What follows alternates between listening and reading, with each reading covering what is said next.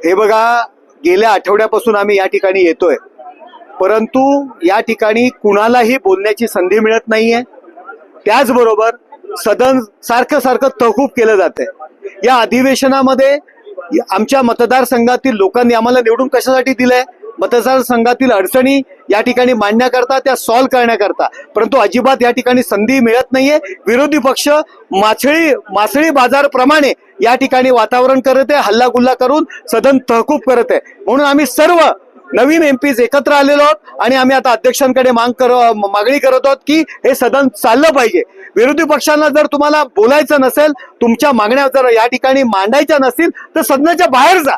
परंतु नवीन आलेले एमपीज आहेत, त्यांना आपल्या मतदारसंघातल्या अडचणी असतील त्या ठिकाणी व्यक्त करायचेत, आपले विषय त्या ठिकाणी व्यक्त करायचेत आणि सॉल्व्ह करायचेत. करोडो रुपये खर्च करून या जो देशाचा खर्च होतोय आणि आपण संसद चालून देत नाही, याचा निषेध या ठिकाणी आम्ही करत आहोत.